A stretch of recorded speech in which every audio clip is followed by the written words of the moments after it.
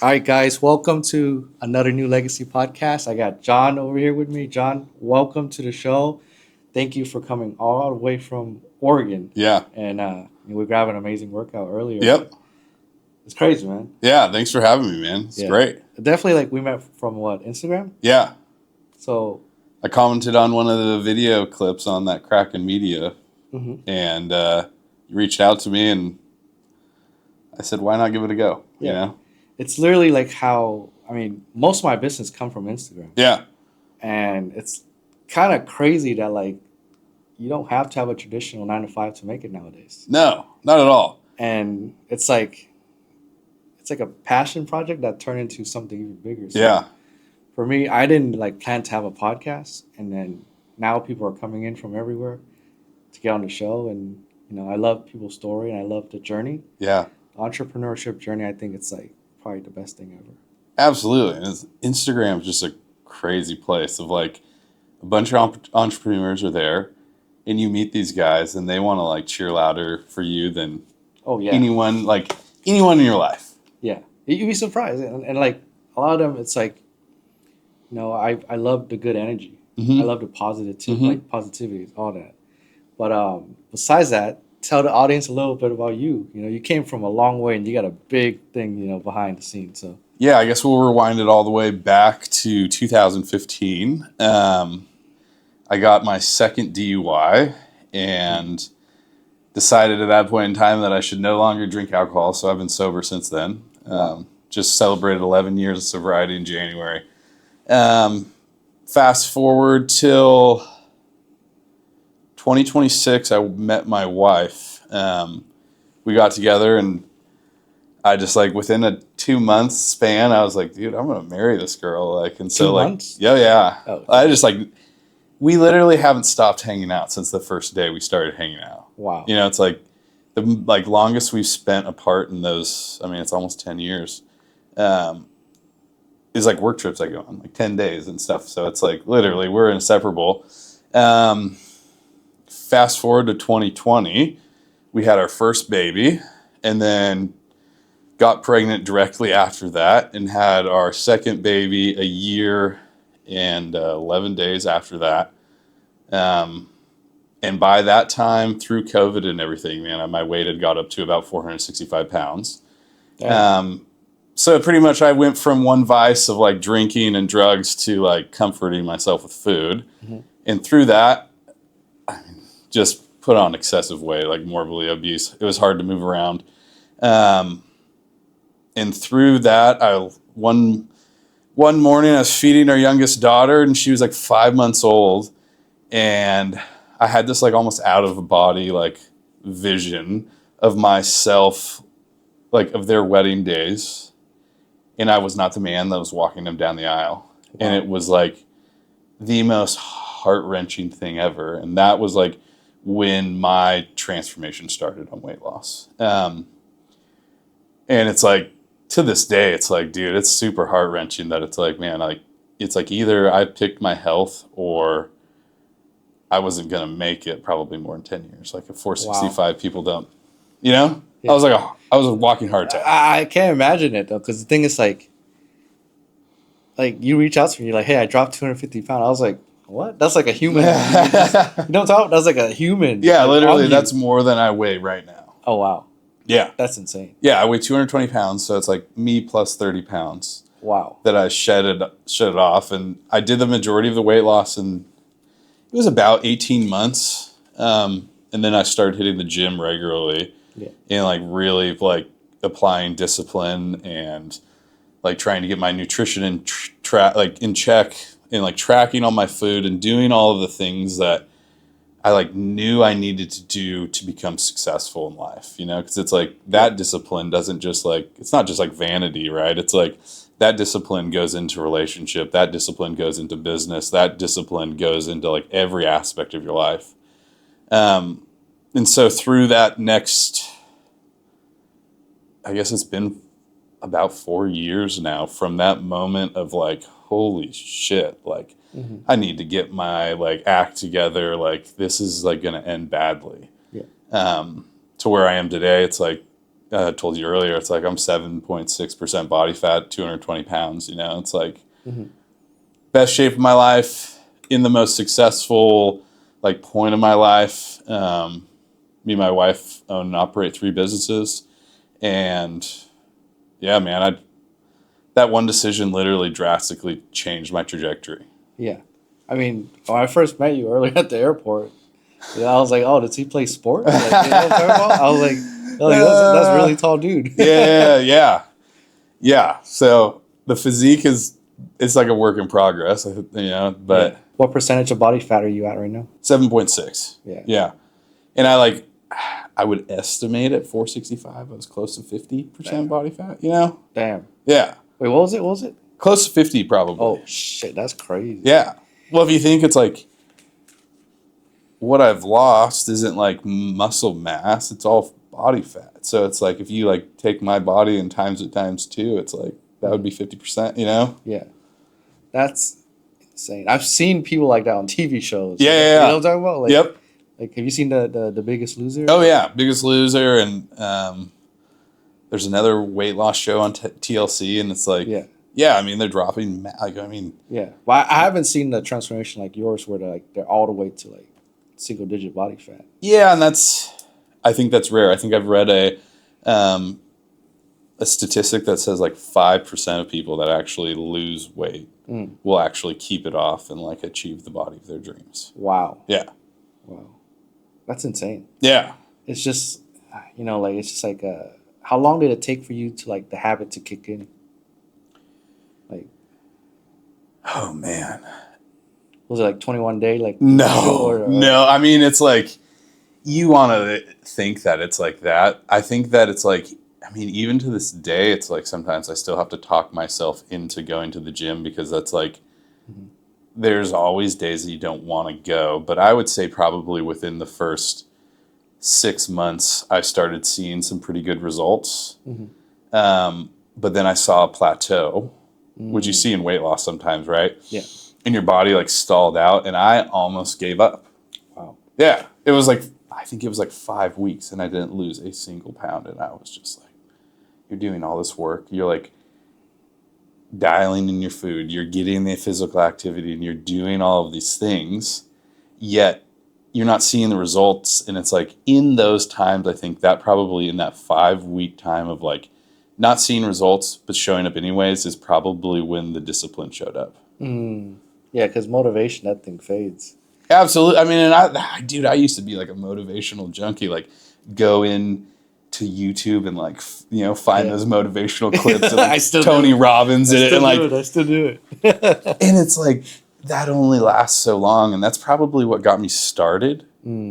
But it's like at a certain point, life's going to get tough. Something's going to happen. Yep. And it's like, that's when you realistically have the decision to make of like, are you going to stay on track? And like, what I like now relate it to is like keeping promises to yourself. Like I promised myself that like I was not going to like willingly end my life through being overweight for my kids. Damn, that's crazy. Like a lot of people come out, do podcasts with me, shoot like gym content and stuff. You're like the first person that brought like a whole 2 days of meals. Yeah. And that is, in my mind, that simple like task of being like planned out is like literally what creates success. And so it's like, I've heard the term like success loves preparation. Yep. And so it's like being prepared and like planning those meals out is how I know that I'm hitting my calories and how I know I'm hitting my macros. Like I knew I was going to hit the gym with you. I know that I'm going to hit the gym tomorrow. So it's like I have training day meals and I have non-training day meals. And so it's like I structure my calorie intake around my physical activity. And that is a way that I can ensure my success. Yeah. And you got a lot of things going behind the scene too. You're also in real estate, right? Yeah. So the main driver right now, I own a business called JM2 Consulting, and I'm a food and beverage consultant for one large company in Canada right now. and we have Cloud Cap Capital, which is a business that me and my wife run that we buy investment properties. We've done a couple new build flips. That is kind of something that is like a long-term play, something that we see where we're going to keep rolling that over and, buy something, reposition it, and then refinance it, pull the cash out tax-free, and roll it into the next property to where it's like we want to consistently grow our portfolio to where it's like we have over 100 doors in the next probably 5 years. Damn. How do you say it? I mean, I just learned about all this crazy real estate stuff the last like 2-3 weeks. Yes. Because I did the shoot with Javi. Yeah. We met mutually, whatever. Yep. But man, you gotta tell people the sauce because I didn't know that, and like that's how people get wealthy in America. And I'm like, absolutely. I mean, it's like just tell them, man. It's like crazy. People don't realize that a refinance is tax free. So it's like you can buy a distressed property, and people call it repositioning. Yeah. So it's like either you're improving the property physically through remodels or different things, and you're force appreciating that asset, or you're going in and you will restructure the financials and make it more efficient. A lot of what happens nowadays is like bringing like rent roll and different things up to like modern day standards where it's like there's a software for all of that now, and it's like you improve the management, right? And it's like you lower the cost, which then like increases your net operating income. And if it's a commercial building, you can then use that new NOI to force appreciate. So it's like either you're appreciating the physical appearance or you're improving the financials. And then once you get that appraised, right, now you have a bunch of equity in the deal. Yep. And now you can farm that equity through a refinance and pull that out tax-free. And that is, that's like, you like think of a springboard, right? It's like you buy this property distressed, you do all of these improvements, and the refinance is like a trampoline. You jump on it and you're like on the next level. Yeah. Because, I mean, I heard of the buy, borrow, die. No. But it's like never explained. A BRRRR, right? Yeah. It's buy, rehab, rent, and then refinance. Okay, gotcha. The BRRRR method. The BRRRR method, you're right. Yeah, so it's like you're buying the asset, you rehab it, whether it's like the financials or the physical property, you get that rented out, and then you're able to refinance at the end. And it's like, I mean, it's just a way that you can increase your net worth in like a drastic amount within like 3 to 5 years. Yeah, I gotta get Javi on here. He got his Lambo in cash with that method. Yeah, absolutely. Like 3 years, Yeah, I mean, he's tapping into something that's like Section 8, where it's like, dude, you're like hooked into the federal government, and it's like, that is just, I mean, what I've researched now about Javi is I'm like, dude, this kid is out there just getting it. And he's 20-some years old. Like, it means anybody can do it. No, I mean, talking to you explained it to me earlier, and I was like, wait a minute. You never get taxed on money because it's always a loan. And if you die, your life insurance thing claps on it. So it covers that if your family need anything. It's like a scheme, Dude, well, there's like all sorts of like where it's like, I've told my wife multiple times, it's like, I want to spend all our cash before we die. Yeah. And like, we'll leave those assets for the 2 girls to where it's like, it's probably going to be in a trust, and whether they want to operate the portfolio themselves or have like an asset manager at that point in time, it's like, they'll be able to inherit something that will pay them monthly. Yeah. And it's like, that's real generational wealth, right? That's crazy though. Yeah. Well, it's not taught in school. I mean, is it? Come on. They don't teach any of this stuff in school. It's like all of the, I mean, it's like, I've done a lot of research on YouTube, podcasts, different things. I became a part of a mastermind, and that's probably where I've learned the most of like, they taught like realistic skills. And so it's like, it's all been sought after knowledge, but it's like, dude, if you want to change your life, like you got to do the work, you got to figure that stuff out. And then I guess the last business that have started now is John Moore Fitness. And that's more of a passion project for me, where it's like, that's what you're doing right now for growth and for personal projects. Yeah. Okay. Because you're very passionate about it. Oh man, that's like, I tell people, I'm like, dude, that's what fires me up the most is like, I've seen what the weight transformation that has happened in my life and what it's like a lot of people think it's for vanity, but it's like, dude, the transformation that I made with inside my weight loss has just like drastically affected every other portion of my life. And so it's like when I see somebody that's overweight and they're like, all right, dude, I want to lock in and I want to transform just like you. It's like, dude, that fires me up more than, taking down another one of those projects or like getting a contract with like a big beverage manufacturer. It's like, those are all kind of like maybe like selfish, those other two businesses are a little bit more self, but this is like something that's passion for me to like give to others. And it's like, I mean, you're giving people their wings back, Absolutely. And it's like, people make it a like weight loss way more confusing than it needs to be. And it's like, my whole like strategy is like, how can we make it sustainable for you so that you see the most success? Yeah. It's, I'm trying to get big again because when I was a little bit bigger, I was making so much money. And that is, that right there is the crazy thing that nobody ever talks about is like, you are your own walking billboard. Yeah. And like, Dan Martell says that your bicep vein is like the McLaren of the body. Oh, shit. And I made a video about this the other day, and it's like, he just says like, dude, when you roll up in a McLaren, people stop and like ask like, what does that dude do? Yeah. When you walk into a business meeting with a polo on and you got bicep veins popping out, they stop and think like, what are you doing? What are you all about? Yeah. Like you're serious about whatever that is. And so they take you more serious, And so it's like, you're a walking business card at that point, right? Yeah. And it's like, when I made that transformation, got fit, my career and everything just took off. Wow. Yeah. I mean, I hope I don't get canceled for this, but when you're talking, I was like, a couple of the coaches I work with, they always tell me, never trust fat people. Yeah. Because if they're willing to give up on themselves or lie to themselves, they'll lie to you. Yeah. What's your take on that? Yeah, I mean, I don't want to get canceled either, but I think that it's true, It's like... But they're just saying out of frustration. Yeah. I just think that it's like, let's be real. It's like, those people have had that in their mind that they want to change, and they never followed through with it, which means that they're not following through with promises to themselves, which means that in all reality, they might not show up 100%.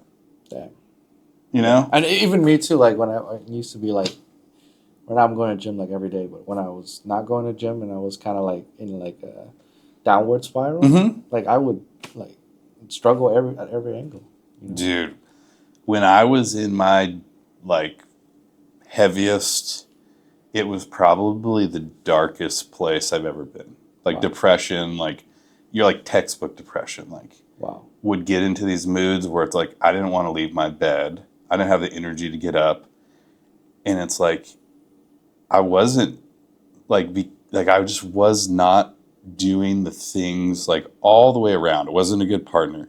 Probably wasn't the best employee. Like during those times, I probably wasn't the best father in the very beginning because it's like, I had no energy to contribute, And so it's like, you think of all of those things and it's like, that is probably why they say it. It's like, they're not giving the best version of themselves. But I think it's like when you make that decision and make that change, it's like you could literally make the decision that you want to become someone new. And overnight, you're that person when you wake up the next morning. Wow. You're just operating on a different operating system. Yeah, it's like I heard somebody say like, you don't like set a goal, you just like change your standard. Because a standard you're not going to compromise on. Right. A goal is like fading.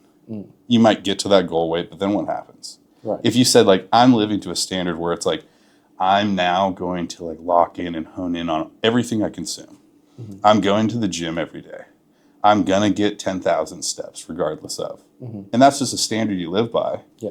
And you can keep that promise to yourself. That means you show up in every area of your life 100%. You know what I'm saying? Yeah, you have to have you have to pour into your own cup first. Yeah, and I think in the very beginning of this weight loss, it's like, it seemed very selfish to everybody around me because it was like, well, John's doing this and I'm probably the first person in my family to ever like do drastic transformation like that, and it actually stuck. You know, it's like I saw my dad would get big, and then he would diet down, and then he was always yo-yoing. My grandpa died of congestive heart failure, and it's like I saw his weight fluctuate drastically. And so it's like when you decide to do that, everyone around you judges you because it's like I feel like that's like the first level you gotta fight through, you know? because it's like you're not fighting, like it's like they're not judging you specifically because you are doing these things. They're judging you because it's showing them things inside themselves that they are not dealing with. Yeah, You know? yeah, And that is like what actually is what the judgment is about. And that's they're like projecting their own like bullshit on you because they know that they can't be disciplined. yeah. Like even in my 20s when I was like starting this business up, I'm 30 now, but like I realized like as I level up, a lot of my friends don't like it. Absolutely, because it's like you're now raised your standard to something that they can't do.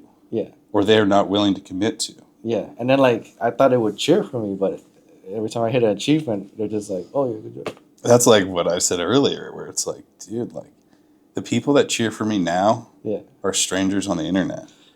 You know, like the run out across America we talked about. This Yeah, earlier? yeah. Those are people from Instagram that funded that. Yeah. You know what I'm talking about? I was like, hey, this is my dream. Like, you know? Well, it's like they see something inside of you that they see inside themselves. And it's like that relatability between you two like is like an instant connection, right? Right. And it's like the people around you, you just don't have the connection because it's like you've now set your standard higher and they feel left behind. And like they could easily choose to start their own business or do this. And guess what? You'd probably be there cheering them on, right? Yeah. Like, I want people to win. You know? Like, I got a dopamine spike from that. Absolutely. Like, dude, when I see people crushing it on the internet, I'm like, hell yeah. Yeah. How do I do what you do? That's where my mind is. I'm always a friendly reach out, and sometimes I already know a lot of those people. Yeah. And like sometimes I'll be sitting next to them or we're working on a project or something. I'll be like, damn, like fucking, I'm over here doing this, but this guy over here fucking 10xing that. How is he doing that? Yeah. But it just feels so weird because they're like next to you. It's not like some figure, No. you know, in the cloud or whatever. And that was like, dude, when I first started going to the gym, I bought the membership online. And I probably drove down and parked in the parking lot like 5 times. And drove out of the parking lot. Like, I just could not go in there. Yeah.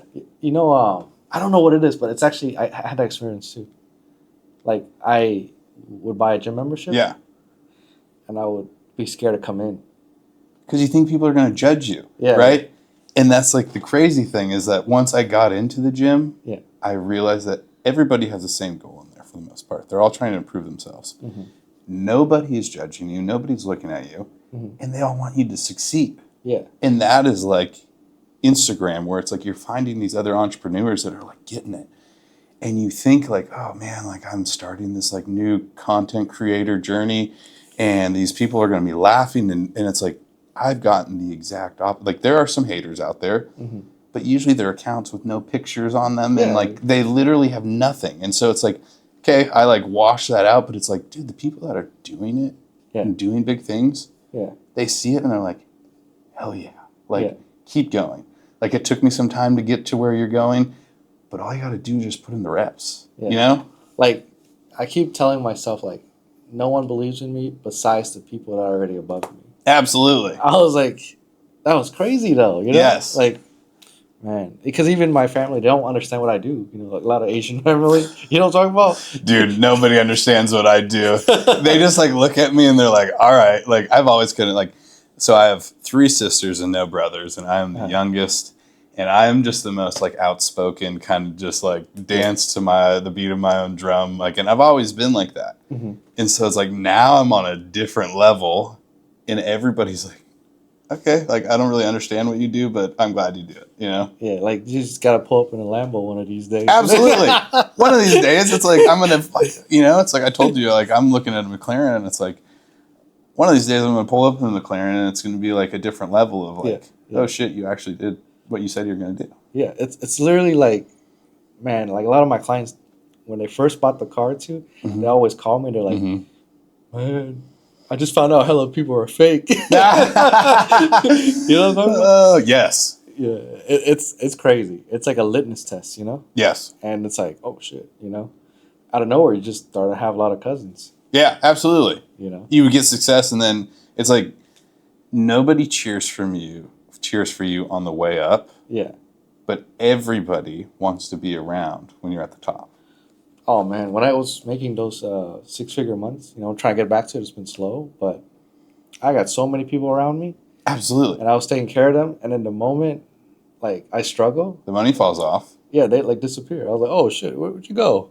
Yeah, You know, I was like, damn, that was fast, you know? for real. It's like you really find out who the real ones are on the like the upswing. Yeah. You know, it's like I my closest friends probably like I can count them on this hand. You know, and it's like Yeah. they've been cheering on me, like cheering me on from day one, and it's like those are the people I want to like succeed with. Yeah. Not the people that are going to come out the woodwork as I'm at the top. Yeah, I mean, as you climb, it's just so crazy. Sometimes you get caught up in it, though, you know? Yes. You get caught up in it. Absolutely. Well, it's like it feels good to like give people a life experience that normally they wouldn't get. Mm-hmm. And it's like I find myself doing that even now, where it's like, okay, well, you guys are not going to be able to ever afford this, but like, I mean, you know, it's like not to like sound That's true, that's arrogant, true. but it's like Yeah. I find joy in that, dude. It's like Yeah. I like want to give people life experiences to where it's like when I die, they remember me for those moments. And a lot of entrepreneurs too, you know, really high level that I met, they always make the people around them earn to be there, Yeah. earn that. Yeah. And they test so rigorously. I'm just like, oh, it's crazy, you know? And that's how it should. I mean, it's You're right. I mean, you gotta make people show their true colors. yeah. You gotta like, slap them around a little bit. Yeah. You know? Like, it's crazy, you know? Yeah. You gotta test them. Absolutely. Yeah. And it's like, at the end of the day, it's like a lot of people that I see, you know, like there's a lot of beautiful relationship out there, Mm-hmm. but a lot of them fall apart because very small amount of money. Like, just, and I'm like, damn, that's a beautiful relationship between that partner and that partner. A couple $100, couple $1,000. That's it. Like, For real. that's not even a big deal. And that's crazy thing about me and my wife is like we got together before I had like 2 nickels to rub together, and like, Wow. And that's rare too, by the way. dude, Congratulations. she was making way more money than I was when we got together, and I'm like, what did you see in me? You know, like, Yeah. but it's like, I think that she's always believed that I was gonna like be the successful person that I told her I would become, Wow. and like that right there is like, holy shit, dude, you believed in me before you even saw the result. Mm-hmm. And that right there, I'm like, yeah, it's just like crazy to think about, you know? Because it's like, if that was my daughter, I'd be like, what are you doing? Like, what are you doing? Like, this guy has like, well, I didn't have a driver's license when we met. And so she was like shuffling me around and stuff. And then it was like, I like started to build. And then like, I changed jobs. And then I leveled up here. And then I got my license back. And then it's like, I just started like stacking win after win after win after win to where it's like we are today, where it's like she doesn't work. Mm. She doesn't need to work. You know, like I told her, I'm like, you can have a job if you want to. Oh, yeah. But it's like in all reality, it's like you don't really need to work. And she made a good investment in you. Shout out to her. Shout out to your wife. Right. Shout out Jessica. Yeah, she made a good investment. You know, a lot of women are very good investor, you know? Yeah. Yeah. But it's like she invested in me when like I wasn't even like You're like a penny worth it. stock. Yeah. Yeah, you know, for real. It's like you got in on Amazon when it was like day one. No, I mean, I feel like you got tons of room to like blow up within the next 12 months. Dude, I literally was telling her You know? at the beginning of the year, we always do some like goals and just kind of like project where we want our lives to go. And I said, I felt like 2026 is like the year that everything skyrockets. Yeah. Like I feel like I'm right on the verge of like just this massive upswing. Yeah. Like getting systems in place and getting everything like dialed in to where it's like when it takes off, you can manage it. Yeah. It's always like, you know, every level you got to stretch, you know? Like I'm stretching right now, dude. like every level costs everything from the last level. That's why I've seen kind of like seeing this whole journey for me. Yeah. And like literally it's like I'm like, wow, damn. Like when I'm like stressed the most, when I'm stretching the most, that's like, okay, now I can handle stress at that level. Mm-hmm. You know, it makes a new foundation. Yeah, I've always heard like that, like chaos precedes like when your like major breakthrough happens. Yeah.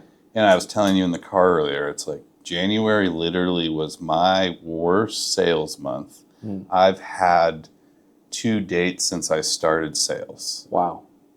And I literally was like unraveling because I was like, dude, our life is going to fall apart. Like, if I can't put this and this together, and it's just like wasn't working out. Like, literally put a deal together and fall apart. And then it would like, you could put another deal together and something else would happen and it was falling apart. And it was just like, dude, what is going on? And it was like, I think that was like the chaos that I needed to really like focus in and say like, okay, like, let's actually hone in on these businesses and make them successful. And it's like, from that moment on, like, I had a great February. Mm-hmm. And it looks like March is going to be even better. Mm-hmm. And so it's like, I like can now see that like, okay, that was the chaos. Yeah. And like the breakthrough's happening. Yeah, it's just like the wake up call. Yeah, but it's like, it's like you're shedding off that old you almost of like, okay, like whatever happens in life, as long as you stick to the plan and you stay disciplined, you will find success. Do you compete in like other like Spartan races or not yet? No, I don't. I've thought about kind of that, but it's like I have a professional bodybuilder friend, and one of my good buddies that we went to high school with. We weren't really friends then, but we've reconnected in the past 2 years. And he like 2 months ago was like, dude, like your physique is like, hey, you're like unreal right now. Like, you look like a gladiator. yeah, he's like, just get up on stage. Like, why not have like a goal in mind? And so I think that there is possibility maybe in the next year, I'd like to get some skin surgery done. And once I'm all healed up of that, like prepare for a show and maybe compete there. Like people look at you, they probably could never tell you were like almost 500 pounds at one point. No. And that is the cool part about it is that when I meet people and they'll like comment on my physique or something, it's like, I'm like, yeah, but look at this. Like, and I'll show them the side by side and it like stops them in their tracks. And they're like, no way. That was, we were making a joke in the gym that it was all AI. And it's like, yeah, the physique is cool, but it's like the story behind the physique to me is like the actual cool part. Yeah. It's just, man, I just can't imagine like where your mind was at and where it is now, like how different it's a day and night different, right? I literally have the mentality now that anything I put my mind to is already done. If I can dream it up, literally, I'll figure out how to do it. Like, I will chew my arm off to make that happen. Yeah. And that's all through the discipline that transformation gave me. Right. It's like, these businesses are going to be successful because I know that I'm going to do whatever it takes to make them successful. And that's the thing that a lot of people don't have in them. That self-belief, And that is like that is the crazy part for me, is that I think it lives inside of everybody. But some people aren't willing to tap into that side of themselves. Like, I think that everybody has it in them to be a disciplined person. But they always are like afraid of like, what if I'm missing out on this? Or like, do I have to be so like strict with my food or this or that? When it's like, dude, that is all fear that's controlling your life. When you said that, I thought of something really funny. It was like a meme of a guy like with 3 guns. Yeah. And he's in the hood. and it's like, what are you protecting? The struggle? For real. It's like, what are you really missing out on? Yeah. Like, like it's mind blowing to me where it's like, Yeah. okay, well, so you're disciplined for a whole year, and like, there's this guy Jay Ferrugia that is like a really high level fitness coach, and he's been doing it for like 30 years. Mm-hmm. And there was this clip that he posted on Instagram, and he was just like, most of you guys can't go 30 days without a cheat meal. Mm. You know, and it's like, think about that. Like, you really can't do something for 30 days. That's crazy. You know, but it's like,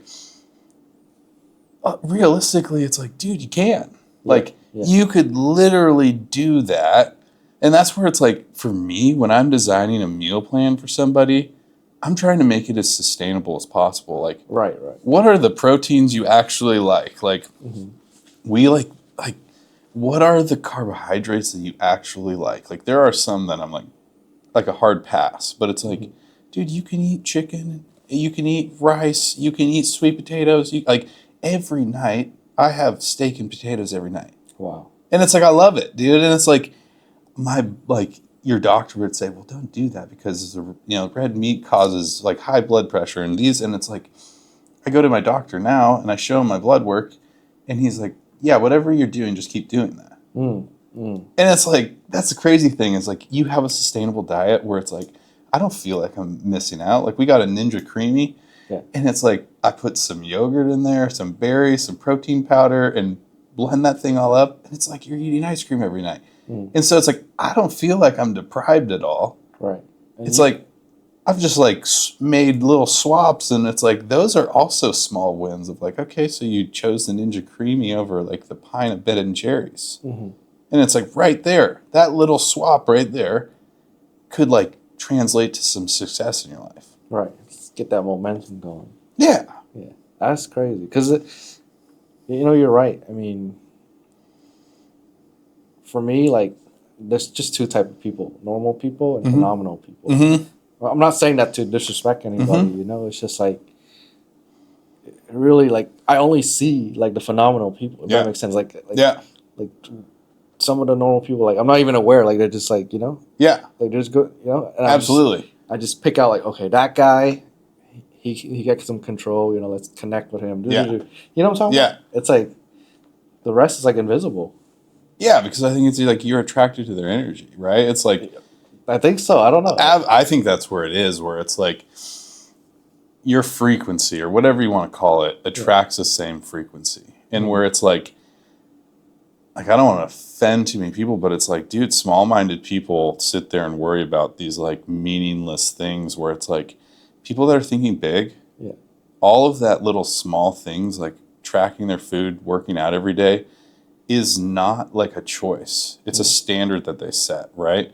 And so it's like you see someone like that and you're like, oh, that guy's got high standards. So do I. So it's like, let's collaborate. Yeah. It's like you could, I don't know, it's like you could feel the energy is better. Yeah. Because some people are energy vampire. And I tried to help those people before, and it just not sucked the life out of me. Yeah.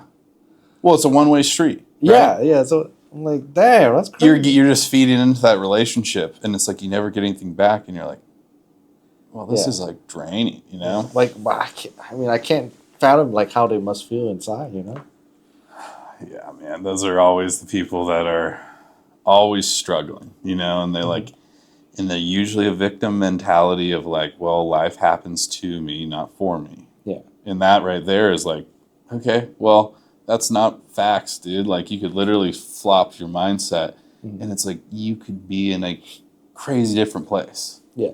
And like, life is so weird. Like, you could be here one day and boom, something big happened tomorrow. And you're like at the next level. Yeah. But it's like, I think we're just like, in content, you're just one video away from like changing your life forever. Yes. In person, I think just one network, one person, it's like, it's crazy. But if that happened, what should people do to like make sure that they seize that opportunity and go on? I always believe that you should prepare yourself to take advantage of any opportunity that comes your way, and however that looks. Right? It's like if you want to be a content creator, start putting out content and get like systems in place, because one of these days, one of those viral pieces is going to take off. Yeah. Right? and you have to have a system in place to deal with all of the like back end stuff. But it's like in networking, it's like go out and meet people like this right here. It's like you like gave me an offer and I was like, you know what? Like, why not? Like, this could be that one opportunity that puts you on it's like the trajectory's here and it's like this one episode could go. Yeah. And it's, to skyrocket. And so it's like. To all the Brad Lee people, they watch my stuff. They DM. You might get a DM from Brad Lee. I don't know. Yeah. So it's like you think about that, right? And it's like you should always like take advantage. Like if someone offers to network with you and reaches out, like, dude, take advantage of the opportunity if you can. Yeah. Because you just never know. Like you said, it's like, dude, one little opportunity could literally change your life forever. Yeah. I mean, we film a lot of content for a lot of like our clients that get their exotic car for the first time, and it's like it traced back to like one video that went viral. Yeah. A couple months ago, or like just one connection that they met a couple, maybe like 12 months ago, a year or so. And we just trace it back. We're just like, damn, Yeah. And like life can change so fast. Like you could be in such a negative state one day, and like it just Well, it's changed. like that Mr. Beast guy. Yeah. He was like nothing before YouTube and everything, and it was like literally he fucking started that YouTube channel and like started going viral, and his life is just drastically different. Yeah. And it was like that one small choice to like put yourself out there and like be okay with looking like a fool for a little bit. And it's like nobody's good at any of this. Nobody's really good at networking from the very beginning. Like it's something that like I've tried to work on. It's like my content has gotten a little bit better, but it's nowhere close to being good. But it's like I just continue to put myself out there because I believe one of these days one of those pieces is going to go viral and it's going to change my life. Like I just seen it so many times too. I think you have to believe in yourself. Yeah. That you're going to make it work. Yeah, and certain time when times get hard, this just came to my my mind. Like I got my Rolex, I'm happy, blah blah. I'm trying to buy another one soon. It's kind of just keeps the same price. So if I just, why not? Some of them appreciate. Yeah, just when the time comes, I'll sell all of them and keep one and buy a Lambo with the cash. Yeah. But it's kind of hilarious. Like sometimes, like when I'm struggling, like I just like go get the watch, put it on, and just like go through the motions. It's all gonna be okay. It's all gonna be okay. But yeah, that was like I don't know why that just came to my head because you're talking about like just the struggle and just like just one corner away. Yeah. And I was like, yeah. You ever hear professional athletes and like the visualization exercises they do? No, tell me about it. So it's like a lot of like I know that Michael Phelps does this, and it's like there's that one picture of that one of the golds that he won, and he is like mid-stroke, right? And his the guy that took second place is right there, and Michael Phelps is like laser focused on the finish line, and the guy that took second place was looking at him, and that is literally where it's like Michael Phelps says that I visualized that win thousands of times before it happened. Wow. And I think that's like you put on the Rolex, you do those things, and it's like in that moment, you're already successful. Yeah, because in my mind, I was like, what would a person that wears a Rolex do? Yeah. Because this is a tough decision right here, Well, it's like, dude, I like literally, like, not that the McLaren will be some like, oh, I made it, but it's going to be like a benchmark of like, yeah, you worked really hard to get to this point. And so like, I visualize what that'll look like. Yeah. Like what's the color? Yeah. What's the rims look like? Like, what does it feel like to get behind the wheel and start the engine and like feel that? Yeah. To where it's like, now it's an emotional decision inside your mind that it's like, without a doubt, I'm getting there. Yeah.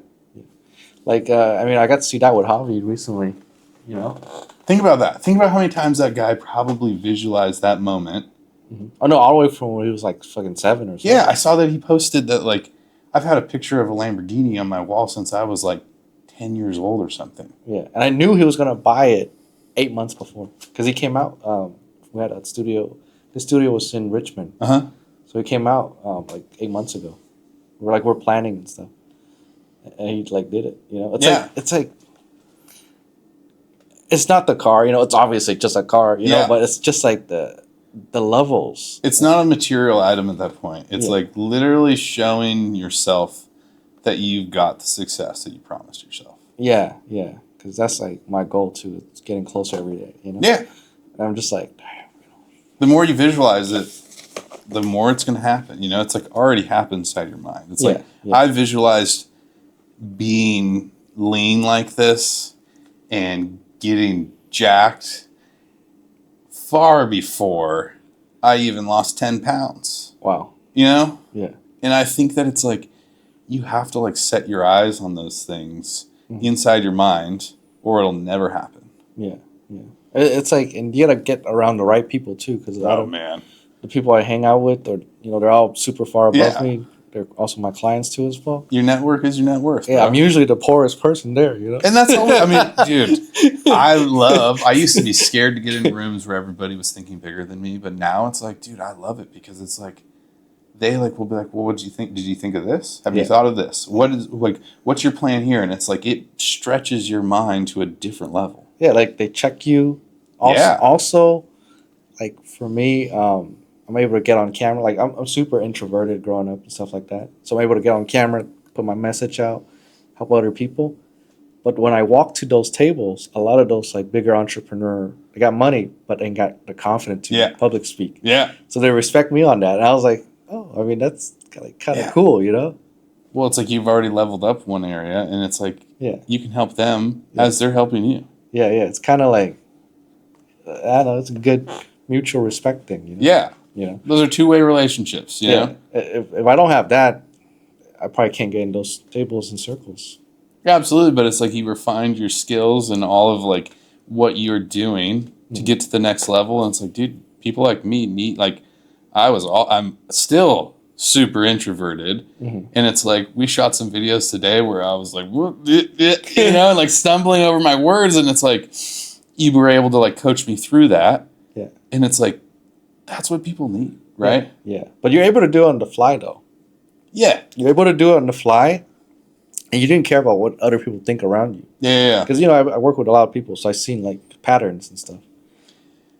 That took me a while to where it's like, I literally just got to this point where it's like, the people that are around you judging you literally have, like, we'll probably never see those people again. Yeah. So it means that, like, their opinion never matters, And so it's like, if you can just get over that and not be scared of what other people think, is like the moment that you start becoming successful because it's like you will act without having a fear of what other people are thinking. Yeah.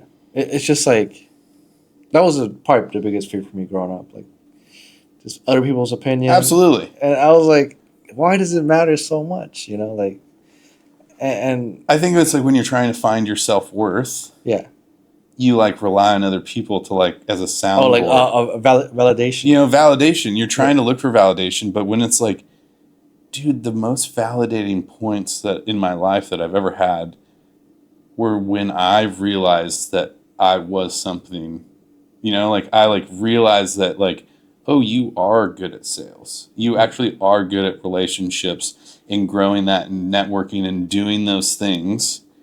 And like that self-realization was like, oh shit, like I don't need anybody else's validation. Yeah. I can be my own validation. And it's like, it really doesn't matter what that random person next to me thinks. Yeah.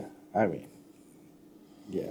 No, you're 100% right. And the moment that I was able to see like that I'm capable, and it's like the confidence comes from repetition. Yeah. I was literally just thinking that it's like, dude, also like confidence, like, the more that you do something and you show yourself that you're good at it and you're going to keep following through, this like unspoken confidence comes out of you to where it's like, well, who cares what they think? Like, I know deep down inside, like, I'm going to do this and I'm going to fucking crush at it. Yeah. No, you're 100% right. It takes a lot of time too to get to where you're at, Yeah, I think that like mine took years of like, but it's like you start doing one hard thing in your life, and like I keep tying back to this, but it's like you like lose the weight, or you get lean, or you build a business, and through that discipline that it took to get to that point, Yeah. you just believe in yourself in anything that you start putting your mind to. Yeah. Like, even for me, I'm like, I take it as a joke now. Like, if someone doesn't believe me, I'm just like, we'll see. Yeah. I posted a video the other day. I'm like, something about like, dude, I'm glad that you guys didn't believe in me, because that was the like fuel that burns still in this, like, burns my fire even hotter to like show you guys wrong and prove myself right. It's just time and time again, like, we're seeing a shift in the economy, the culture, Yes. where individuals are performing better than companies. Yeah. And individuals are bringing in more monthly income than companies. Yes. You know what I'm talking about? And then, like, when you like work with like regular corporate company or so like that, you see that like everyone's there, they're just there for a paycheck. They don't really care about the bigger mission, you know? And that's like one of the things I've seen with like with more technology, that's gonna be more entrepreneur, and it's gonna be more version of you, more version of me. Yep. You know? But I think it's like kind of in a optimistic way for me, because like the service will get better. Absolutely. Yeah, and there's like a lot of stuff in my business that I could like outsource, but Yeah. I've tried and it doesn't Yeah. doesn't feel the same, you know. And whenever I'm on a shoot with a client, Yeah. they get better results when I'm there, you know. It's like a weird thing.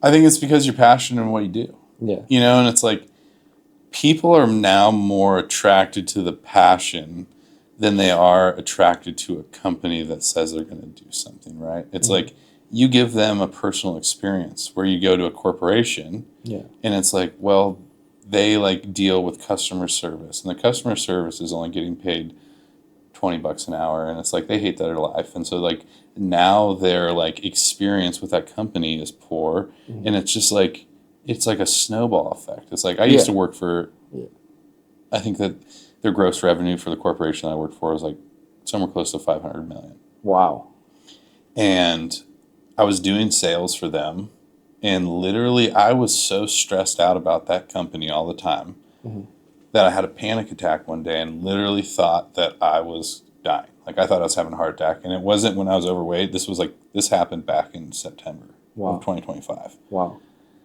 And like you realize that it's like all of these people are like killing themselves for like just a 9 to 5 paycheck, when it's like the passion is all died. Nobody wants to be there, which means that nobody wants to like buy from that company, you know? Like, yeah, I want to go out and buy from someone that's passionate and they can meet my energy, like we just talked about. yeah. It's just like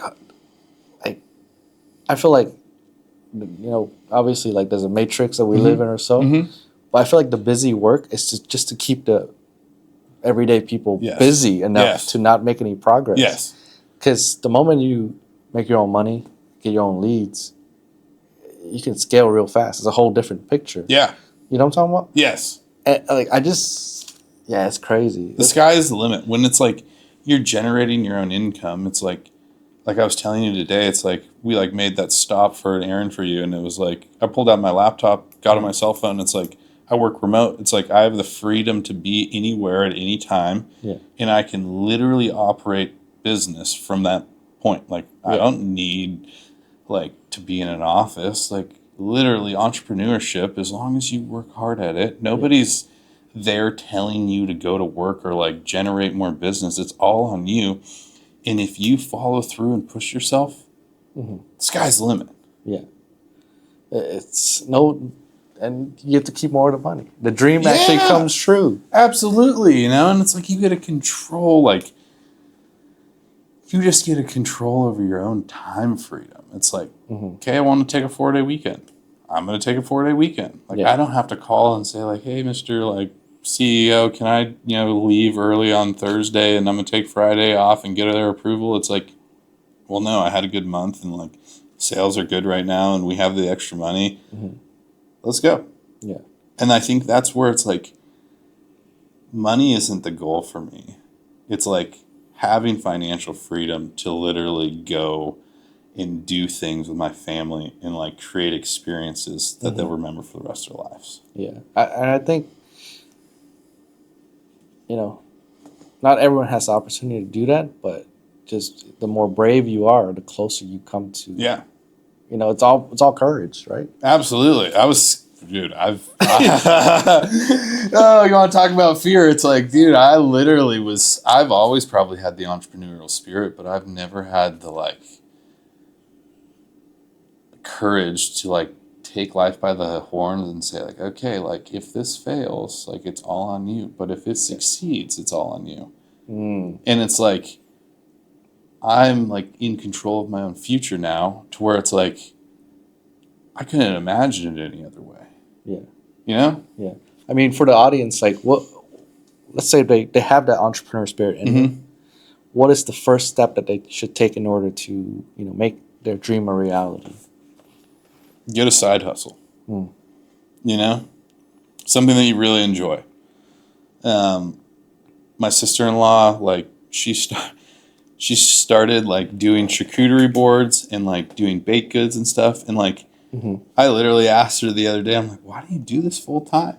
And it's like she has a fear about like, well, if it's full time, then maybe there's not like guaranteed money coming in, and you know, it's like I can get that, but it's like, dude, if you have a side hustle, you can literally do your 9-to-5 job, and it's like there is like, so you get off the 9-to-5 and then you work 6 to 9 on something until that gets to a certain point of revenue per year that you can like flip flop. Where it's like in real estate, it's like you could go out and buy a rental property right now and start in the real estate game with almost nothing down, and you could have another income stream that as you start to like trade up and like do what we talked about earlier, where you're like improving these properties, refinancing, you could now have an income stream that will take over your 9-to-5 job. So it's like, I don't think you have to like switch one for one. It's like,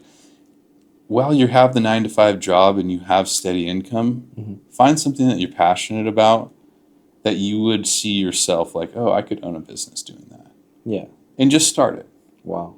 You know, it's like getting an LLC, I think costs like $100, you know, and it's like, it's almost nothing to start a business. Yeah. I mean, one of the things that a certain entrepreneur told me, they're like, go make 50K first before you do what else. Yeah. Like, make sure that shit works, you know? Yeah. You know, like, They say 100,000 is like the first like hardest step in a new business. And so it's like, okay, make 100,000 doing your side gig, and then like once you see it's tried and true, you're gonna have to make a jump sooner or later, and it's gonna be scary as hell. But it's like, know that it's like the hustle that got you to that 100K will take you to the $1 million year. yeah, it's crazy, man. It's like, I mean, it's one of the things that you can do right now where it's like you're in control of your outcome. And yes, there's some element of luck in there. Yeah. But at the end of the day, if you know how to create that MRR, you have a cushion. Yeah. The monthly recurring revenue. Yep. You know? I don't believe in luck. Yeah. Yeah. I think I don't Everything. at all. Yeah. I think wow. that it's like, I just don't believe in it. Like, I think that it's like people that look like they're lucky have prepared and put themselves into an opportunity, and like they put them in a place to like take advantage of it. Right? They like research, are like, okay, well, how do I like, I've gained this like monthly recurring revenue. How do I repeat that? You know what I'm saying? We were talking about this in the car earlier, where it's like you had those big months, but it's like, okay, well, what is the actual metrics that went behind getting those big months? Yeah. And then once you can calculate that, it's like almost writing an SOP. Like, you know, like this is standard operating procedure. I have to make this many phone calls during like to get this many leads, and then this many leads then transfers into this many sales. And then it's like, you just get that. And it's like, okay, well, now I know I have to reach out to 100 people a month. Yeah. Yeah. Or whatever the number is, right? And it's like, once you can calculate that backwards, where it's like, some people would say, well, then that was luck for Zune to get to that point. But it's like, no. luck was him having the like the light bulb go off of like, oh shit, like we can take this back to metrics and then put a system in place to repeat this. Mm-hmm. And that's what I don't think a lot of people do.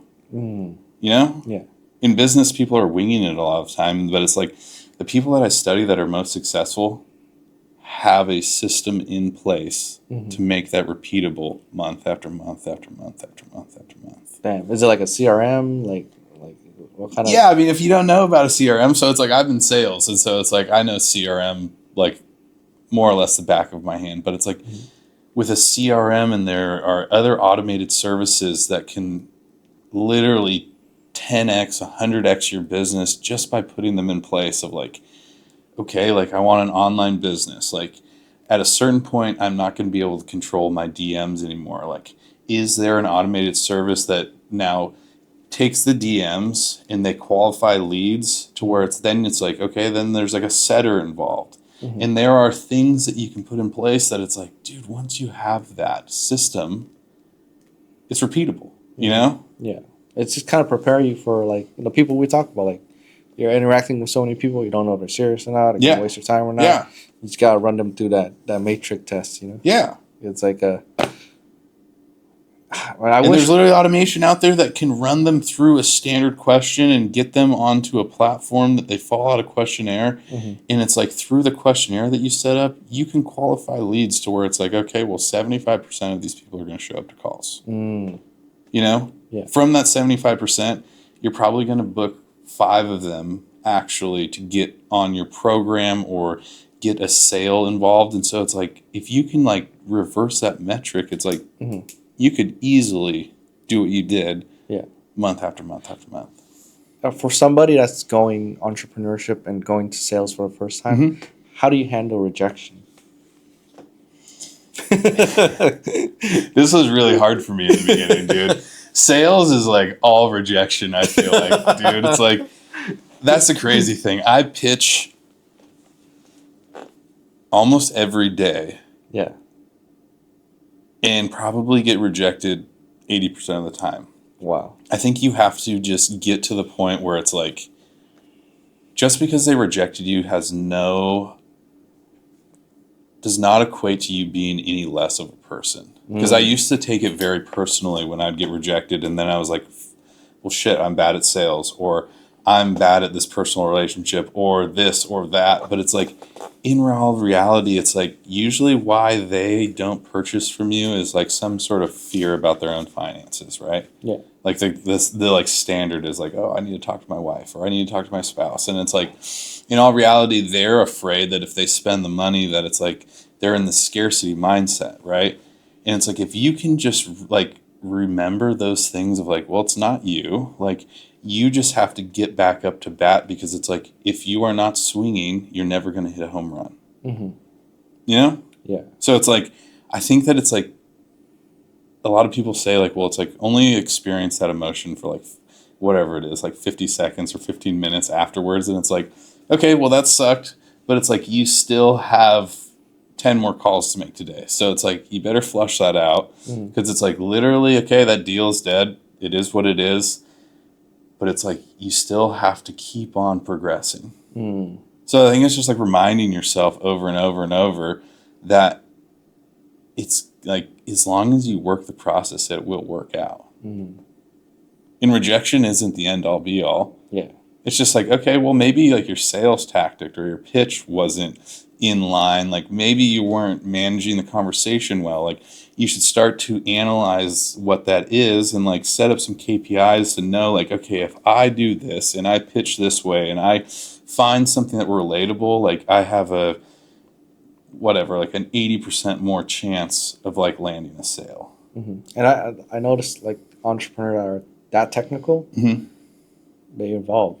You know, they're winging it. Absolutely. They're just winging it every year, you know? Yeah. And like, some of them do make it, but I'm just saying it's a lot more stress.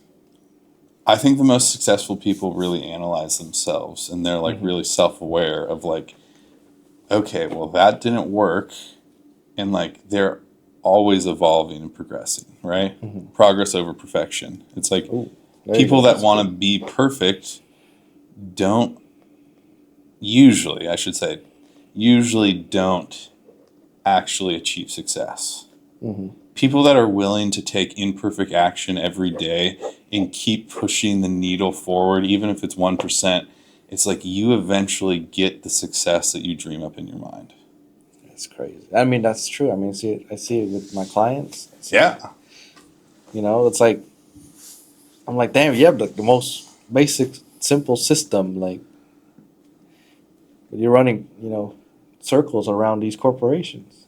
And that's like, I think that people make it too complicated. In a corporation, it's like you have to look for approval from this level and that level. And then they take it to the board of directors where it's like these entrepreneurs that are running these businesses that you and I have interacted with. It's like they have like really simple KPIs because they've analyzed the business process and they've honed in on what actually matters.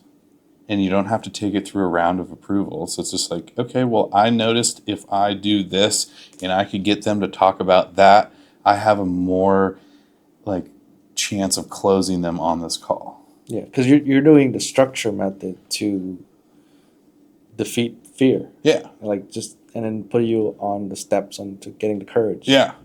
Yeah. That makes sense. Yeah, I work with a fear management coach right now. His name's Tony Blauer, and he has an acronym for fear, and it's false expectations appearing real. And like we broke it down to where it's like 90 to 95% of what you build up in your head during what he calls a fear loop actually never happens. You're right. Yeah.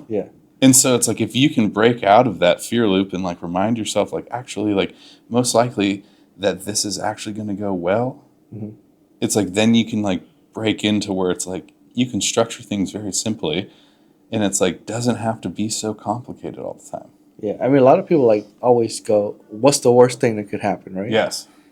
But a lot of people don't say what's the best thing that could happen. Absolutely, dude. You know what I'm talking about? It's like imagine the best way that this could go possible, and he's all about energy and like, okay, well, like instead of like focusing on the worst, like let's focus on the best, where it puts you in flow state and where you can actually operate, right? And where it's like you may drop out of that flow state into like what he calls duress, and it's like, okay, well then you drop out, and then maybe you are afraid for a minute, but then remind yourself like, oh no. Like we can get back to flow state and think about best thing possible. And when you are in flow state, it's like everything starts to click. Yeah, it's just like I think life is just like figure out how to get back in flow state. Yeah. Every day. Yeah. And like I don't know, like when I wake up, I don't wake up happy. But are you like? Do you wake up happy or no? Is there a morning routine you have or? Like, yeah, I mean, I just get cardio. Like I know that whatever it is, endorphins and everything, dopamine levels. It's like. I'll wake up, I check my emails. I know that some people say to not do that shit, but I do. And I kind of just go over, wake up a little bit slowly, but it's like within the first 30 minutes, I'm on the treadmill and I'm hitting cardio because I know that if I'm not in a good mood before it, when I get off that treadmill, I am in a great mood, right? And then it's like I do my breakfast routine, then my kids and wife are waking up. And it's like I'm able to give to them because my cup is pretty full by that point in time, And I think that it's like a choice, right? It's like I think you choose happiness and you choose to be joyful. And it's like people say, well, morning routines can be bogus, but I don't believe that. It's like you should do something hard in the morning that's going to like energize you for the day. Do you have a specific time you wake up or is it like? I wake up between 3 and 4 a.m. not by choice. It's just my body. Like I have no 3 or 4 a.m. Yeah, I have no problem going to sleep. Yeah, but man, when I wake up, my mind is full of ideas and like what is going on here and like where's the progress on this deal. And a lot of companies through the food and beverage consulting that we're doing, it's like import export trade, and so it's like that means it's the afternoon over there, and so it's like I'm sending emails to them and trying to like coordinate this and that. Yes, for whatever reason, it's like by 4 o'clock, usually I'm up and like hitting the ground running. Wow. I mean, that's a lot of That's a lot of respect right there. That's hard. Yeah, I mean, it's like, dude, I would love to sleep until like 5 or 6, but it's like, Yeah. I just can't. Like, it's like that Eric Thomas. You ever heard him? He's like an inspirational speaker. Yeah. And he's like, something about like, my alarm doesn't wake me up. Like, my passion wakes me up. And I feel that to my like core, where it's like, damn, dude, I don't remember the last time I like woke up from an alarm. Like this morning, it's like I had to get up at 3:30, and it's like literally 3:19 rolls around, and I'm like, and I'm just awake. Turn my alarm off, get up, get ready, like head to the airport. It's like I was excited about today, and so it's like that passion within inside me wakes me up because I have a purpose in life now. Wow. I love it. I mean, you're tapped in, like. Yeah, I mean, some I think it's like you start setting your standards, and it's like there's no other way to live. I don't know. In my mind, it's like, yeah, I don't ever want to go back to old John. Yeah, you know, that's crazy. I mean, I've just been hitting the gym for the last couple like weeks. Yeah, serious, and I can already feel different. It's just like, like, but I have a supportive community. Like that go to the gym with me. So I kind of like sometimes when I don't want to go, I just go so I can say hi to everybody. Absolutely. But then I end up doing a workout. Yeah. It's just like finding that group of friends to go to the next level with you. Absolutely, dude. Yeah, and it's like it's crazy. I don't know. I mean, how do you say, like, you told me earlier, you're like, hey, you just figure out as you go. I'm like, yeah, I'm figuring out as I go. Like, Absolutely. That's life, dude. You suck at everything when you first start. Like, there are some random people that are like naturally gifted. Yeah, but naturally gifted people, they don't have like the drive. Yeah, they don't like. Yeah, it's good. That was like when I started this Instagram thing, dude. I sucked.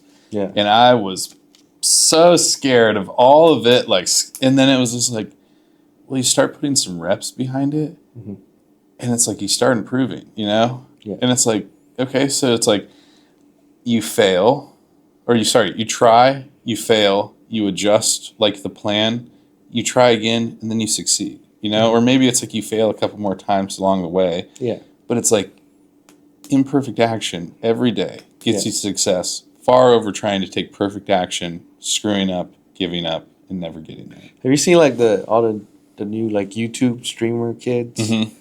They're all like taking crazy risks. It's kind of hilarious watching them win and lose at the same time. Yeah. But I feel like if you drop your IQ by like 30%, life is a lot better. Yeah. Because like when I'm struggling, I just drop my IQ and for real, great day after that. Yeah, get a lot of things done. You just don't have to have everything figured out. Like you can just start. Yeah, I like that actually. At any given time, you can just start. Literally. Like anything you want to do, you can just start. Like, so you want to start a business. Okay, go out and like get the LLC, form it like legally, like figure out the next process. Like someone told me once, it was like, do you know how to sell a used car? And I was like, no. He's like, first you go out and you vacuum the truck out, and then you like clean up the truck. And then it's like, that's all you got to do is like know the first 2 steps ahead of you. And then it's like, once you get there, figure out the next 2 steps. Yeah. Someone told me like, in order to sell something, you just got to be like 1 step ahead of the person that's buying. Yeah. It's like for real though. And then like, I remember when I used to sell cars, and if, like the car is not clean, just like stand by that area. You know what I'm talking about? Or like there's a dent. Like, what scratch is this? Yeah. You just put your hand on it, But, man, I mean, life is really like all perspective, 100%. Yeah, and it's like sometimes you could be, but that's the thing though. Like when you're on a good run, it's just like, I mean, you're good with finance. Like, how do you know to, like start putting some money into investment and stuff like that, and not spend it all? So the only thing I invest in is real estate. And I've wanted to do that since I was like freshly sober. Wow. Like there used to be a podcast called the Bigger Pocket Podcast. Somehow I like stumbled upon it, and then I saw what they were doing, and I was like, dude, like they are like literally making generational wealth. Like I have to have a piece of this. Like these seem like normal people. like, and they figured it out. So it's like, I see that you can like drastically multiply your money in that. Yeah. And so it's like, I've always kind of just tried to do that, like, Yeah. but other investments, we've bought stocks and I've bought and sold some stocks, but it's like, they're not real assets, Mm-hmm. It's like a You paper can't touch money. it. You can't Yeah. touch it. So it's like, I've always just thought like, okay, real estate was always going to be like the end game for me. So it's like, I've always been interested in that. I think other investments are like starting a business, like, Yeah, that's the only way you can get maybe like a 10x in a short amount of time, which is a business. You know, I don't know if you heard of this guy named like Tom Cruise Oh, on yeah. Instagram. Yeah. That guy's smart. Every time he sells a course, Yes. that's a down payment for a new house. Yeah. Or new those Section 8 rentals. Yeah. I was like, damn, he has like 700 units. And you should always be like, how do you like compound the interest you're making, right? Mm-hmm. It's like the money you make off real estate should always go back into real estate. Like you should have one investment driver, whether it's like stocks and bonds or it's real estate, gold and silver. It's like whatever is extra, like put it into investment so it's not just sitting there burning a hole in your pocket, right? Yeah. It's like have enough revenue in other, like whether you're 9 to 5 or whatever to like support your life. But there's always going to be some extra, but you should always skim that off first so that you don't spend it. Yeah, I mean, especially like when you grew up poor and you're getting out of that. It's like, Tell me about it, dude. Oh man, I know what you're talking about. Like, it's like hilarious. You're just not used to having money. Yes. So when you have it, you're like, well, let me get rid of it somehow. yes. And it's like almost when you start making money, it's like you're a kid in the candy store. Yeah, yeah, You're like, oh, I can buy that?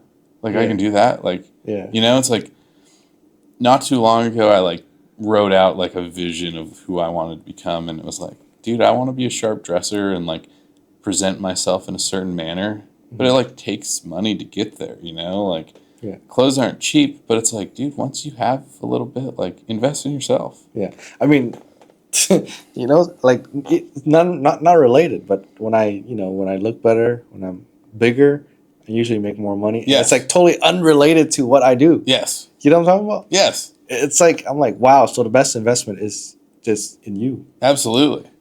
It's like you might as well present yourself in a certain light that makes you feel better. Yeah.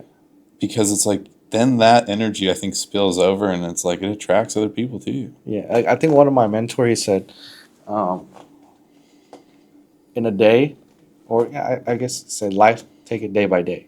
Mm-hmm. But in a given day, there's a little window of opportunity that will pop up.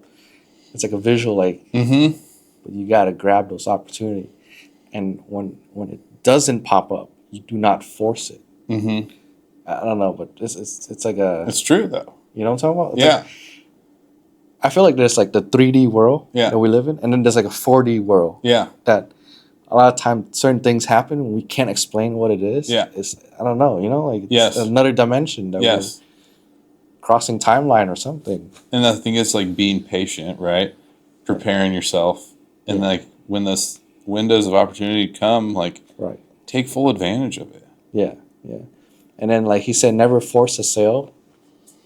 The opportunity will open. Just make sure you do that. Yeah, it's all about like I don't know. Like he just like you just gotta protect your energy at all costs. Yeah. Like the moment you go empty, you're cooked. Well, it's like, dude, when you force a sale, you seem desperate. Yeah, And like that desperation drives away your lead faster than anything you'll ever say. wow.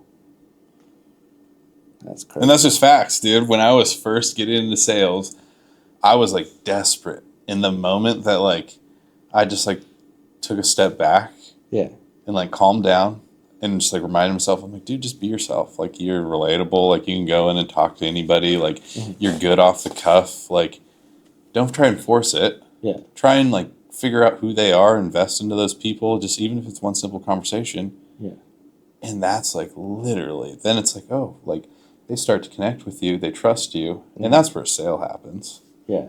It's like and like the people I work with that are like super high level coaches, they never like give in to like lower people that are doing weird things. Mhm. You know what I'm talking about? Like playing weird games. They never give in to that. Mm-hmm. And I'm like, how do you see that game? like that they're playing. And like, I've done that before. Yeah.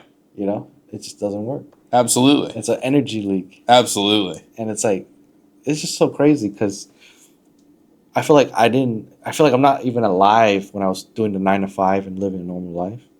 Because I feel like I wasn't using all of my brain to really see the world for what it is. Yeah. You know? Well, it's like, what does a 9 to 5 really tax on your like mental capacity? I think what it does is like, it makes people tired enough not to chase after what they need to chase after. Yeah. But it creates like a predictable workforce and income for maybe like, you know, the I think CEO. people are addicted to predictability. I think so too. You know, it's like people want certainty in life. Yeah. And they want something that's steady. But it's like the greatest things that you're going to ever go after are going to feel really uncertain in the beginning. Mm-hmm. And it's like you have to lean into that uncertainty and like refine your skills and tasks, which you start tapping into your like full brain capacity at that point. Yeah. And that's when you like really take off. And it might, like a lot of times it takes a lot longer than you expect. Everything takes so much longer. Yeah, but it's like just be patient and like trust the process and like know that you're fully invested in it, and it will finally take off. Yeah, yeah. Like, what is it? I mean, for where my mindset is now, it's like I'm gonna do it regardless. Absolutely. Like, I really don't care about the outcome because, like, what I'm doing is exactly what I want to do. You know. And it's like if you were to fail at something, like cool, you found out a way to not do it the next time. Yeah, yeah. It's just like I really don't see like, you know, with the world going the way it is, it's gonna be more on like smaller teams, not big bloated teams anymore. It's gonna be individuals that's gonna have a personal brand that's stronger than corporation brand, and people want that experience because a lot of our needs are gonna be taken care of. It's just the interests. Yeah. You know, and who you want to associate with, what interest or what, you know, looks you want, style you want, something like that, you know, because like I always try to analyze like, okay, this coach does this well, this coach does this well, but they both do the same thing. Why is one getting 90% of the results? You know, it's like it's not a fair game. Like the market is not a fair game. You know, you always think like with the stuff they teach you in school, like, oh, there's 10 vendor, there's 10 customer, there'll be one for each. But it's usually one guy that takes all the clients, you know? I think, and it's like the people that take all the clients have like honed in on those skills. You know, it's like usually they're relatable. Yeah. Usually they know how to hold a conversation. Yeah. Usually they're pretty structured with inside their own personal life, you know? And it's like, because that one sale that they get isn't going to make or break them. So that's like, okay, well, they're on to the next one. Where it's like the unfair advantage is that usually the people that are most successful, like you're talking, are like the most disciplined. You know, and they're already set to a like high standard to where it's like, regardless of, they're gonna do it. Like even if I'm gonna do it anyways. Yeah, you know, like that's like the best phrase I've ever heard is like, okay, well, I had a hard day. Like, I'm going to do it anyways. Like, okay, like my business is falling apart. Well, I'm going to do it anyways. You know, like if you keep on telling yourself, like, I'm going to do it regardless of whatever is going on, you'll get the success that you want. Yeah. Yeah. And then if you're too stressed, just lower your IQ by 30. Stop worrying about it. Yeah, it works every time. Because like I feel like a lot of people with high IQ, they overthink. Yeah. A lot. Analysis by paralysis. Yeah. And I'm just like, because in my mind, and I work with a lot of people, I'm like, damn, some of the not so bright people are like the richest people I know. You know, like for real. I'm like, they just like, I feel like sometimes they couldn't understand the fear, they couldn't understand the risk like fully, so they just YOLO it. Yeah, you know, and it works out. You know, like why not though? Yeah, it's like funny where it's like, oh, he doesn't really understand the risk, but he's doing it. Yeah. Know? And it worked out. Yeah. Like I don't know. It's kind of crazy to watch it in action. I think those people also believe in themselves. Oh, yeah. You know? Yeah. And I think through, like, believing in yourself, it's like anything's possible. Like, they don't just say they believe. They believe in themselves. Yeah. You know? And it's just through different perspective. Okay, so was that your lowest point when you were like near 500 pounds, or what was the lowest point of your life? Yeah, that was easily the lowest point in my life. Like, there was like no hope for the future at that point. Wow. I literally like had a thought to myself, like, you got 10 more years to live. Damn. And like, you have a choice to either be selfish and like continue down this path and like continue to gain weight. Because it wasn't like I was losing any at that time. I was packing more on, you know? Yeah. And so it was like, not only was I like not able to move, it's like you have depression because you don't feel worthy of like life, you know? And so it's like the whole mix of everything that was going on, it's like I was easily at my lowest point just mentally. Wow. Did you like when you were growing up? Did your father, like, was he a good role model for you, or? My dad worked really hard, and that like as a dad and like you feel like I can feel this now. It's like you feel like you're obligated to provide. So it's like I think that my dad showed me how to provide. He was there as much as he like could be, but he worked a lot, right? And so maybe there was like a piece of that relationship that was missing. Most people, they have a message to, like, the reason why they're on a mission. So obviously you're on a mission to make the world a better place through your. I think you're more than just fitness coaching. You're doing life coaching. You're doing, you know. I'm trying to see people transform their lives, dude. Yeah. And it's like usually the people that need to transform their lives the most are the people that are overweight. You know, it's like You could see it. They Yeah. can't hide it. how you do one thing is how you end up doing everything. And so Yeah, it's yeah. like, dude, you get a good mindset, and then it's like you start losing the weight, and it's like I guarantee all the other areas of your life start to change, right? Yeah. No, 100%. Yeah. Yeah, 100%. Like for me, when I was like being around all the high level entrepreneur, I just feel bad if I'm not in like a decent shape or just, you know, Yeah. working on it or something. Because they all are. Yeah.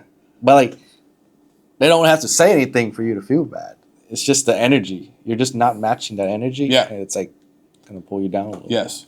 bit. So along your journey of being an entrepreneur and working for yourself and growing, what are some hard truths that are, you know, lessons that you can share that can change someone's perspective or unstuck them from certain things? We already talked about this one, but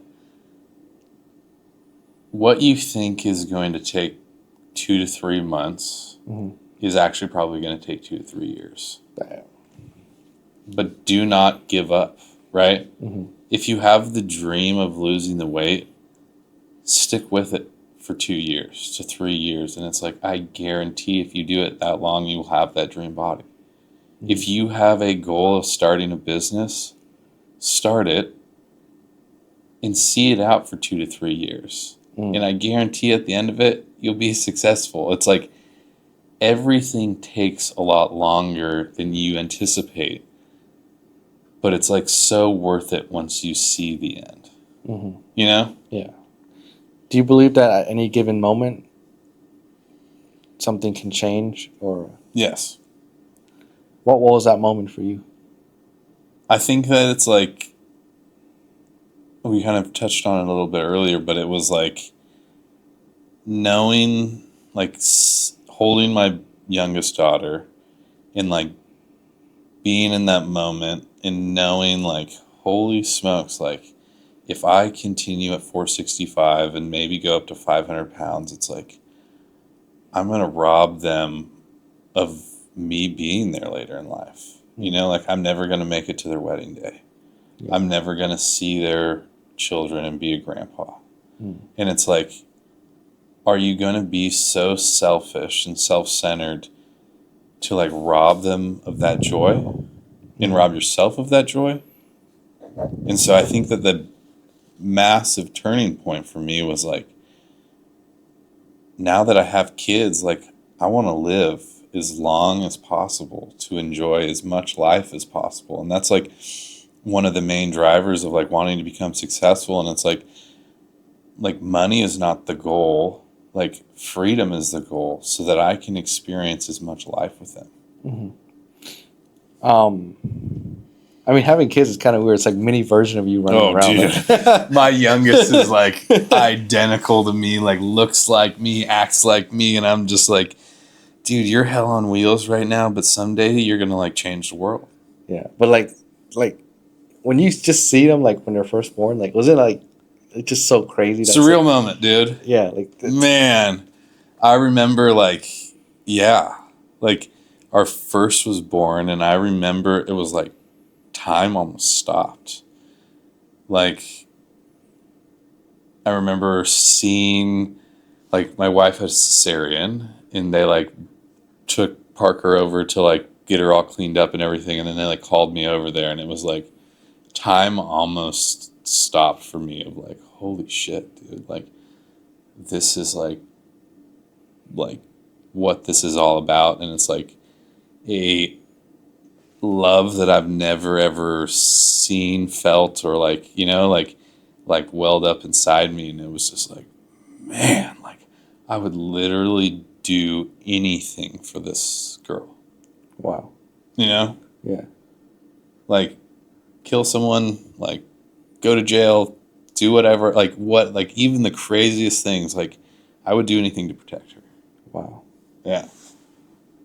Damn, that's real love right there. Yeah. I've seen so many people get carried away from that, you know, from being a good parent and letting themselves slip. It's bizarre to me that people are like, quote unquote, like deadbeats, where it's like, how do you not feel this like I can't even explain it, dude. It's like it's hard to put into words what you feel for those kids, and to like see somebody like leave or abandon their kids is just like, whew, like it's like heart-wrenching, you know? Yeah. And back to, you know, when you are a lot heavier, what was like the macro look like at that time? Like how did you put on that much size? Like, you know, that was like, what kind of bulk activity were you doing? You know? Bulk. It was like a perma bulk. Oh man. It was like a dirty bulk. I mean, it was everything. Like I mean, I didn't know anything about nutrition.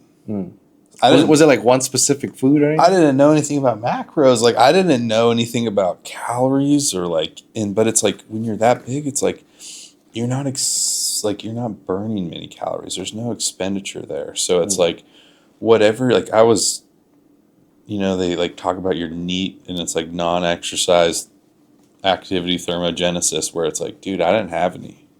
Like I wasn't doing any physical activity. Yeah. And so, I mean, matched with that, having no burn, and then it was like anything you can think of, fast food, pizza, dessert, like pie, cake, ice cream, all the bad foods, like we were constantly having on repeat.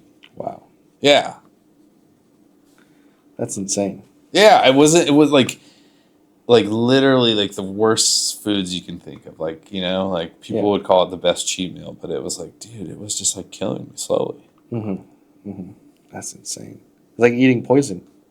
1000%. I mean, it is, you know, it's like, yeah, slow poison. All right, so we're gonna wrap up with some questions right here, real quick. Thank you for being a part of the show. Oh yeah, just sharing your experience and the real estate game. You guys gotta tap in with John. Yeah. It's like, I think that's like the best. That's like a cheat code. I think It's it like is the cheat code. It's like a hidden bank account. You know what I'm talking about? It is like a hidden bank account. That's like a hidden cash machine, where it's like, dude, it keeps, like, as long as you're being smart about like repositioning your assets, it's like its own reoccurring revenue of like, okay, well, this thing's going to appreciate just as property values go up. But if you can force appreciate it, it's like, dude, you can 10x your cash real quick. No, I mean, I'm just learning about, I'm like, damn, that's crazy. Yeah. And a lot of people have this, I see a lot of new like entrepreneurs that are in their 20s. Some of them are doing like, they're making millions plus every year. Yeah. In the 22, 23. I don't think it's like out of the like reality. It's like I think that it's all in the realm of possibilities. Like if you are smart about the way that you move, you don't buy something that is going to like flop. It's like, dude, you have the ability to change your life. Like I have a goal of in the next 5 years, I want to have at least like net back to me $1 million of gross revenue. Wow. Yeah. Okay. I have a couple questions on the grind mindset. Okay. All right. So, what is your take on faith? Should every man have faith in God, or what's your take on that?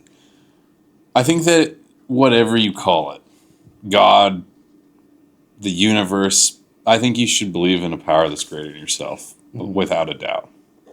Okay. And then family. What is your take on that? Is it essential for a good life or no? Yeah, I think it's essential for a good life. I think the joy that you find with inside a family is something that you won't find in any other thing. Like you don't find it in material things. You don't find it in like a certain salary. You don't find it in a certain net worth. It's like the joy that comes from my kids is something that like no money can buy. No success has ever gotten me.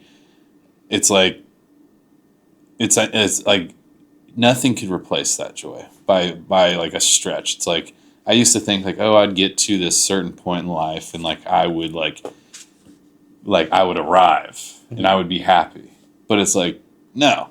Like the greatest joy is like hearing my kids say I love you, Dad. Wow. Yeah. They're gonna watch this podcast. I know, when dude. they're I'm older. like, oh man. They're like, oh, that's my dad, you know? Yeah. Next, fitness. What's your take on fitness? Is it essential? Essential. Okay. Without a doubt. Okay. And I then, think that it's like if you don't have fitness within inside your life, it's like if you're not doing that to 100%, you're not going to do anything else to 100%. okay. Should every man be able to bench 225? At least one time. Yes, I think that it like shows a certain level of strength that you've like gotten to a certain point. Like even if it's your 1 rep max, it's like you should be able to do that because that means that you're physically fit enough to like defend yourself. What did you say to those people that go to the gym every day but still fat? Hire a coach. Okay. Hire somebody that has figured it out, that can set you up with like a meal plan and set you out with a workout routine that you're actually going to see results, because whatever you're doing currently is not working. Okay. As a man, how much liquid cash should you have? 50,000. Liquid cash? Yeah. Okay. And then frame of mindset. So like, how do you build a strong mindset and how do you retain it? Building a strong mindset, I think, is like doing daily repeated action of things that like working out or reading or things that you don't necessarily want to do every day, but you force yourself to do it. And I think that's what develops grit with inside yourself. Yeah. Simple and clean. Okay. Do you think any drugs or alcohol should be in part of someone's life, whether that's moderation, whatever? So, I'm kind of like curious about what their goals would be. For me, like I can speak personally, it's like I can't have one drink because one drink turns to 6, turns to 12. And that's like the same along with, like drugs are on that same line with me. I think that if you are driven and you want to go somewhere in life, those kind of things are only distractions. Some people can have one drink and they can leave the second half empty on the table. But it's like if you are wanting to go above and beyond and get success, I think that only is a hindrance of you getting there faster. if you have the microphone to the world, what is your one message to the world right now? Do something hard every day and like force yourself to do it so that you develop discipline, so that when life knocks you down, it's not like a question if you're going to get up, but when. And then, how do people drop their ego in order to be coachable and make progress, actual progress, and not just protecting an image or an ego? Accept the fact that you don't know everything and be willing to ask for help, because it doesn't show that you're weak. It actually shows that you're strong and you want to improve. Okay. And then, do you have anything else you want to share with the audience, whether that's your own personal message, your own business, how can they find you, things like that? Yeah, I think that to transform your body and to transform your life, it's not as complicated as people make it out to seem. Like, it can be as simple as making minor tweaks with inside your diet and hitting the gym and investing small to start out in doing things and stacking small wins to where it doesn't have to be such a big undertaking at first, where it's like, start small, grow big. It's like that imperfect action every day is what actually is going to get you the progress you want to see. Okay. And then where can we expect to see you in the next 12 months? Yeah. So, I mean, I'm most active on Instagram. johnmoore.fitness is my tag. Soon to be starting a YouTube channel. And those will be the two platforms that I will be on most. Mm-hmm. YouTube, I love YouTube. Yeah.